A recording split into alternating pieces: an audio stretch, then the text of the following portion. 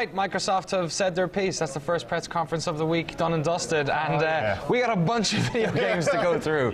It seems like a lot of our predictions were correct. They did focus on games, and they did talk about a lot of stuff that we mentioned as well. Yeah. Initial feelings coming out of it. Sort of excited, but I was expecting something a little bigger. It was nice to see the Platinum Game stuff, but yeah. More. Okay. Yeah, very excited. A lot of Japanese creators making games that I didn't really expect, and that gets me really excited. Shaun? Yeah. I don't think we got that huge third-party exclusive that we were hoping for.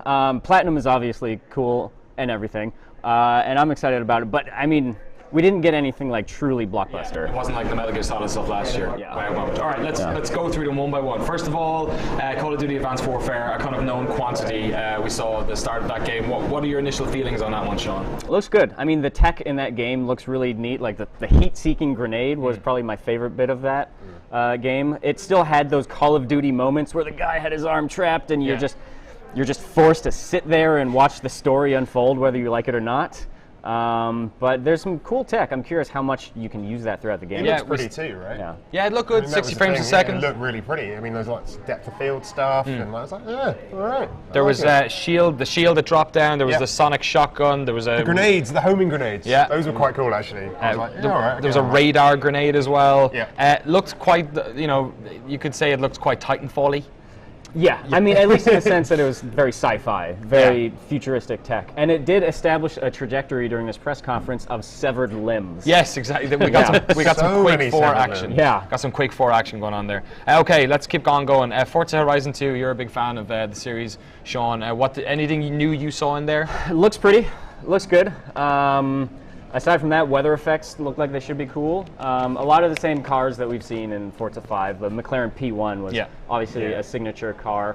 I'm excited. It also looked like they said they announced the Nürburgring for Forza 4, I guess? Forza 5. Oh, sorry, Forza 5. Yeah. And if you want to read a 2,000-word feature about the technology of their track scanning, you can do that on GameSpot.com, because I wrote it. Awesome.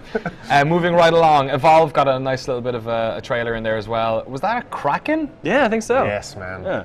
That game is looking awesome. Okay? Like, I really want to play that. I mean, I have played that game actually, thinking about it, but I want to play it with all the new monsters. I want to see that stuff. And it's interesting that Xbox is getting timed exclusive on the DLC, and it's definitely getting an exclusive on the beta as well, I believe. I'm not sure if that's timed. But both are coming to Xbox One first. I think that is a game that will benefit from having a beta a lot by having it in people's hands. Speaking of exclusives on the DLC front, Assassin's Creed Unity, we saw the first bit of gameplay of that. They also touted that there would be timed exclusive DLC. What's your first take on that one, Shaun? Or Peter? Oh, yeah. Well, I thought the co-op looked really great. I mean, apart from the whole time exclusive stuff, whatever. The co-op in that looked really fun, and I actually like the setting of the French Revolution. I mean, obviously it's fitting in sort of the European, like, different timelines and such, but yeah, the co-op looked really interesting. The one thing I got away from it is that the original Assassin's Creed was very much you spend a couple of hours trying to kill one person. In this, it was 4 people butchering the shit out of everyone. Everyone must die. I mean, what's left after this, right? They killed everybody. Right? I mean, I really hope that's just what this particular mission was, and there's other kind of traditional Assassin's Creed stuff. My question is, 4-player co-op, how does that influence the free roaming of the game? Because I'm somebody who gets easily distracted, and I see something shiny in the distance, and I'm like, I'm going to check that out. Screw you guys. The map looks really cool. It's 1789, so it's right before the Revolution. Very Les Mis going on there. Very pretty, again. Yeah, very pretty, and then severed heads at the end as well. Yeah, it's going to be interesting to see more of this, I feel. Next up on the list, Dragon Age Inquisition. We saw a bit of that. Any Dragon Age fans here? I loved the first game in the series. The second one was so repetitive and so small in scale that it kind of turned me off. But it seems like they're coming back to like a big open-ended style sandbox game. So. Yeah, looks pretty good. Yeah, it looks really pretty as well. Again, I mean, it's interesting that we didn't get the big next-gen moment. However, it is noticeable with a lot of games on this press conference how much better they're looking when they're just sort of. You can tell people are getting better with the hardware, and we're going to get more out of it. And yeah, they're looking, at least if this is all real time. Yeah, most of this looks like the sort of like the in-engine conversational stuff they sort of have every now and again. Then we got to see Sunset Overdrive, what looked like in maybe some sort of, I thought, is this Battlefield Hardline? I was like genuinely impressed by this because, the first time I saw this, I was like, okay, what? But actually having seen the game in action, it looks amazing. It's so bright and so colourful, and like it just looks like so much fun. It's a bit like Team Fortress, I guess, in the sense that it's a bit tongue in cheek. A kind of you don't take it too seriously, and I just love it. I think the action looks fantastic. I got a massive Jet Set Radio vibe from it as well. Like all the grinding, constantly. Like that looked really fun, and I like the way that it's just every little like aspect of the world sort of has part of that. Yeah. Shaun, what do you think about it? I think it looks really cool. I mean, I was a little turned off from some of the previous stuff they've been showing because it's just so hyper stylized. Yeah. But it seems like it's still, whether or not you appreciate that, it's still a super fun game. I feel like the attitude of it is a little bit jarring. Like it's a little bit 90s teenager, but It is. It's a bit like gnarly dude. Yeah, so it's a terrible accent. I liked it. Yeah? You're into it? Oh, yeah. That's coming October 28th. I'm not sure if that was a confirmed date beforehand, but they said it on the end of the trailer. Then something came completely out of left field, which was I'm gonna let you try and take this one, Peter. Sure. Yeah. I mean, so Capcom is notorious for kind of ignoring a lot of their legacy franchises that fans really want, and this is the most self-aware, just the best thing they could have done for their fans. I think. Like I had some interest in Dead Rising 3, but after seeing this, I mean, sure, a lot of it's steeped in nostalgia, but my God, dude, like when they brought up the zombie M. Bison, that gigantic guy. Oh, yeah. I missed this earlier because I had to run to the bathroom, and I'm just watching it for the first time now. It's so great. Shit. Yeah. Live reaction to this, Shaun. What do you think? Oh, Hagar's so good. Did he do a pile driver on a nuclear bomb? Dude, I mean, they're referencing Captain Commando. They're referencing rival schools as well. Power Stones in the background. Darkstalkers. Dino Crisis. I mean, everything is in here. It's just, Wait till you see the title at the end. We should just let this play out because this is pretty great. There it is. Super Dead Rising 3. Super Ultra Arcade Remix, Hyper Edition, EX Plus Alpha, Dash? I believe they threw in that Dash yeah. And Tofu, of course, from Resident Evil. Captain Commando. Man, who knew? It's available today, too. Yeah. That's what's so crazy. Just go get it. Screw this E3 nonsense. Let's just go play that right now. We saw Fantasia Music Evolved for a second. I said that maybe they might stick those guys out there for 2 minutes. Yeah, as they did. Sorry. It's kind of what happened. Fantasia, I played that last year. It was really fun, and that was one of the few, the only Kinect games, I was looking forward to. Yeah. It's actually pretty good. But, Dance Central, Fantasia, done. And also, worth mentioning quickly that Alex mentioned that Dance Central Spotlight, which is the new digital-only package that's coming out in September, will be an Xbox One exclusive. I'm not sure if you went into details on that. Word on the street is that's going to be some sort of almost free-to-play model where you get a bunch of songs at the start and then you purchase other ones. So we'll hear more of that. Fable Legends, moving on. Anyone interested in Fable at all? I had completely written that game off earlier because I thought it was just going to abandon the humor and the story of the Fable series for just straight up dungeon crawling. But I'm happy to see that it still seems to have some sort of sense of personality and character to it. I was actually pleasantly surprised by this. It didn't floor me, but I thought it looked pretty good. And it, of course, has the 4-player co-op, but then you can also play as the enemy in the game as well if you want to. From almost like a dungeon keeper's perspective. This 4-player co-op thing, seriously, okay? Every game now, 4-player co-op, 4-player co-op. I mean, it's cool, right? And I like 4-player co-op, but it just seems like that's the one thing we're going to get now from every press conference. Borderlands sold a lot of copies. Yeah, right. Moving on from that, Project Spark, another game that we saw last year. They sort of leaned into a little bit. This is looking more and more to me like they're trying to go for the Minecraft audience. They're leaning into that building. Yeah, absolutely, definitely. It would make sense for them to do that. I mean, the big thing from this was Mr. Conker the Squirrel. So they teased. So if you don't know, Conker the Squirrel is one of Rare's very old mascots who was a bit dirty. He was basically an alcoholic squirrel, and they sort of showed him on screen. Everyone thought, "Oh my God, new Conker the Squirrel game!" Turns out he's just a character you can put into Project Spark. Yeah, nice absolutely. One, guys. So because this was this is a Rare franchise as well, right? Yeah, it's a Rare franchise. So we didn't get a Rare franchise added today. No. So I guess they showed some more Killer Instinct stuff.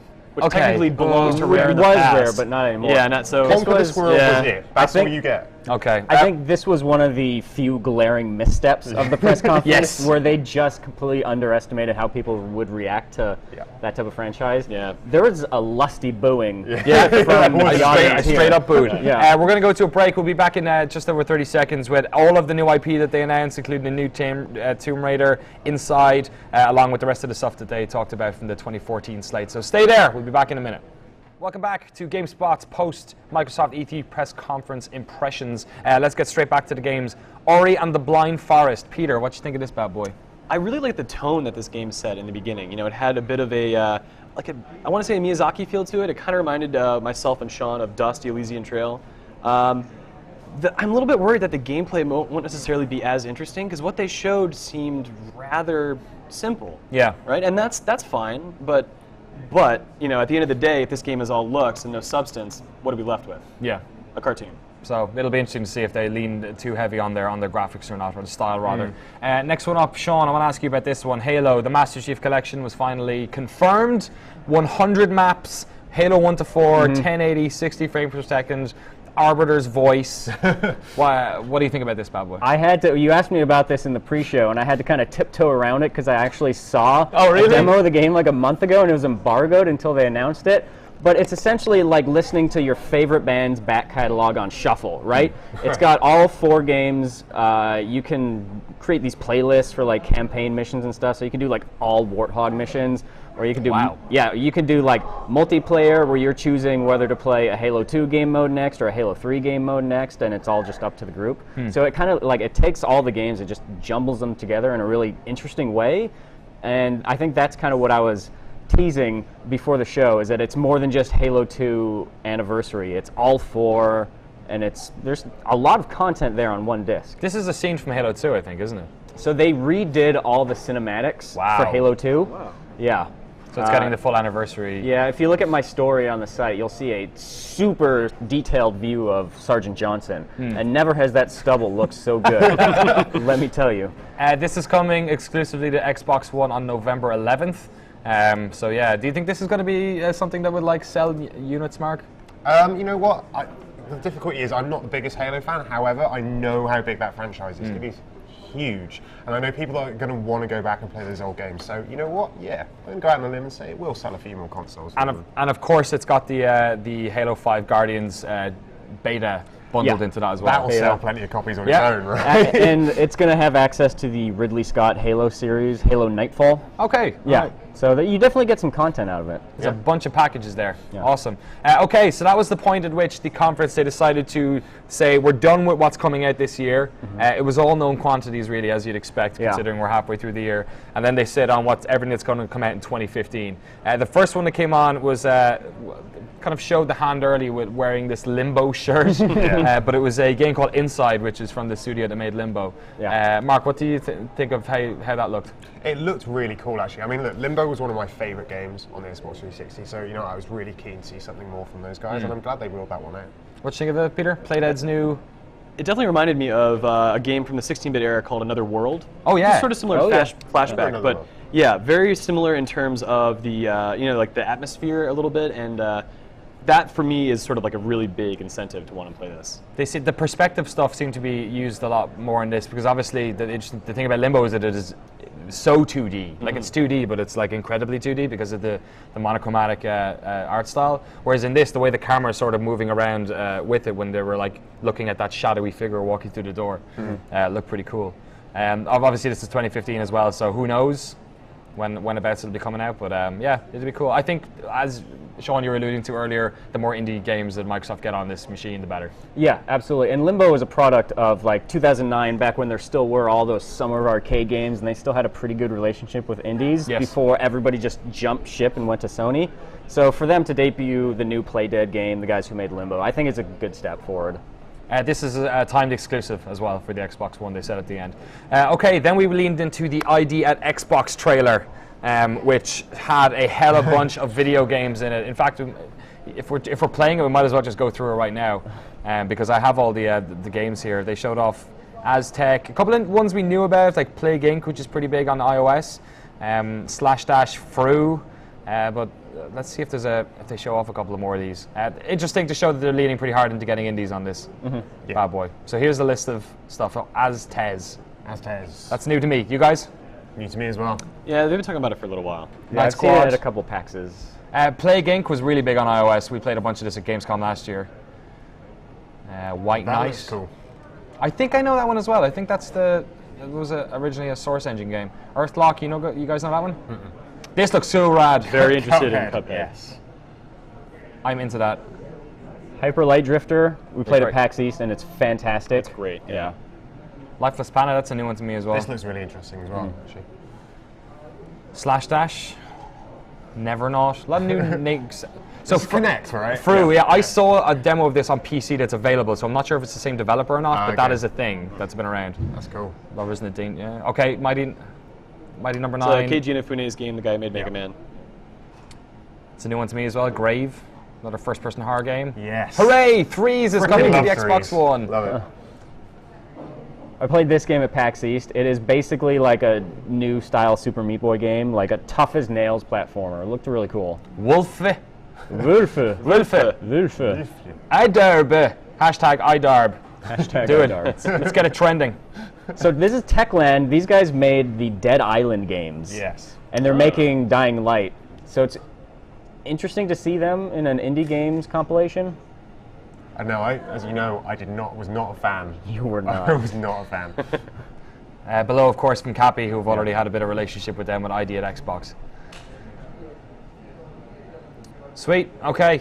So they're sort of leaning into the indie stuff. Then we saw a trailer which could have been anything. I think a couple of people called this one pretty early. Yeah. The new Tomb Raider, Rise of the Tomb Raider. Oh yes, my friend. Oh yes. This is coming holiday 2015. It is looking pretty sweet. I mean, it's not gameplay, it's all like trailer stuff, but she's talking to a psychiatrist, she runs through the woods, she's got a crossbow, there are flares. What more could you possibly want from a Tomb Raider game? It's got a bear chase scene. Yeah, too. right? A bear. Probably the best bear chase I've seen in a game since Condemned 2. I like the tone of this. They seem to know what they want to do with this character. Yeah. Yeah. Yeah. Yeah, I mean, this looks sweet, right? The last Tomb Raider game I loved it. It was really great fun, so I'm hoping for good things here. Like, it looks cool. For sure. So that's the Rise of the Tomb Raider, Rise of the Dark Knight Rises, Tomb Raider Rises. After that, we saw more. It wasn't so much chasing bears or being chased by bears as it was chasing griffins. Oh, Yes. God, this looks so good. This looks good. God damn The Witcher 3, just look at this nonsense. Peter, tell me, how are your pants? Are they wet yet? Girl can jump. That's the thing he can do now. He can jump. He's got blood trails here. There's wenches. Yay. Yeah, what are you thinking, Peter, about how this bad boy looks, especially for an Xbox One title, which is, it's been struggling a little bit on the graphical front. Yeah, the guys at CD Projekt Red obviously are very smart. They know what they're doing with their engines, and this just looks like a really great evolution of the previous Witcher games, right? It kind of keeps a lot of the things that made it great, but they're adding just to make like a grander experience. I mean, I think that's really all that kind of has to be said here. And it does what any good open world game needs to do, which is provide an interesting visual design so that you're always compelled to explore new areas. Not every open world game gets that, and that's why not all of them are fun to explore. But this one, like just the different, like the swamp environment you could see as he was like walking in, how moody it got and how it compared to that green area. It looks so good. And they said all the stuff in the background are places you can actually go to. Yeah. And then he also takes out his big, massive HMD sword here. That's where you went with that. Yeah. Look at this, like, oh, you're going to make me use my big boy sword. Yeah, so I feel like The Witcher, for somebody like me who's never played those games, I feel like there's a lot of hype behind that series from people who haven't played it. Let's keep going, though. Next one, Peter Brown, you called this immediately, which was incredible because I didn't have a goddamn clue what it was. Phantom Dust, explain, what the hell is this game? Phantom Dust is a game for the original Xbox, and essentially you collect cards that give your characters different abilities, and you essentially, it's like a mid-air fighting game with lots of magic. It was a lot of fun. It had a great online multiplayer component back then, which doesn't quite exist anymore, obviously. So this was a very big surprise for me. The guys at Grounding who developed Crimson Dragon, they're also the team who worked on Panzer Dragoon. The creator at that studio said he always wanted to go back to this series and was waiting for permission. And this was about last September, last time that was mentioned. So very surprised to see this. And I think this is a great move because for somebody who doesn't really have a lot of love for the major big franchises like Call of Duty and stuff, this is the sort of thing that I find very different and interesting and fun to see revealed at E3. Cool. 3 games left. Let's get through them pretty quickly. Tom Clancy's The Division. New content first on Xbox One. We saw another demo on Christmas Day. You can get XP for finding out when a toddler died. What do you think about this new video game? Still looks really good. I mean, if anything, like last year I thought it was shooter with RPG elements. Now it looks like an RPG with shooter elements because just the sheer weight of like the XP and like the UI and all the interface stuff screams RPG to me. Are you happy with that? Because the number stuff was what I find quite irritating. The fact that numbers were coming off them, I was like, is this what we're playing now? How do you feel about that, Peter? I think it's an interesting take on the whole shooter trope that, like, watch the taxi. Door closed. Door closed. Confirmed. Shooters are such a great, like a big part of video gaming now, and I think at least toying with the concept of what those games can be is a good thing. Awesome. Next up, Scalebound, Platinum Games. This is the big third-party exclusive, I guess, that we were talking about. What are you thinking about this, Mark? Dude, I was hoping for something from Platinum Games. This looks awesome. Okay, I mean, Platinum Games are basically the guys that can nail mechanics in a game. Like Bayonetta is so sweet just because of how good it feels to play that game. So I'm hoping something similar here. And talk about the presentation as well. I mean, Platinum, every single game Platinum comes out with, they're upping the bar more and more, and it's so impressive to see. I mean, obviously this right here is not gameplay, but just some of the things that I'm willing to expect after seeing, even just Bayonetta 2 last year. Like, consider how much time they've had to spend with hardware that's more powerful, and to take a game like this where you can sort of take on superpowers, you have a dragon that you work with, I'm just really excited. And the last announcement of the day, Crackdown, not Crackdown 3, just Crackdown is coming out. I think it's the guys at Cloudian are doing it. Looks like co-op and building murder. Shaun McInnes, what do you think it is? I'm excited. I love the first Crackdown. The second one was kind of a disappointment because it just stuck to the original so rigidly. And it looks like David Jones is back involved in it. He was part of the first game, wasn't involved in the second game because he was making APB. Not so successful, but as long as they push that series forward, I'm way on board. Awesome. Crackdown, rounding up Microsoft's press conference here at E3 2014. Gentlemen, we are going to head off for a couple of minutes break before we come back for Electronic Arts. First of all, I want to ask closing thoughts. Mark Walton, what did you think about what Microsoft showed today? It was nice to see a lot of games from them. I'm not sure it was enough. We didn't get the big, flooring announcement that we all wanted. We didn't get that Gears of War moment, which I'm kind of disappointed about, but overall, pretty good show. Yeah, big omission there. I totally forgot about that. Peter, what are you thinking from your side? Honestly, I had zero interest in owning an Xbox One before. I'm not going to lie. I actually, after seeing some of these games, I can't wait to buy one and play them. Really? Yeah, probably next year, but I'm looking forward to a lot of stuff. Get that Dead Rising 3 DLC right now. So good. Shaun McInnes, what are your thoughts on it? I thought it was good. I mean, I wasn't floored by anything, but I thought there was some really great stuff. Solid B+. Yeah. Awesome. I'd say B+. Mark, Peter, Shaun, thank you so much for joining us on the stage here. We're going to be back pretty soon with Electronic Arts. The next conference is on in just over half an hour's time. So stick here at GameSpot.com/E3 for more coverage of the Electronic Triple.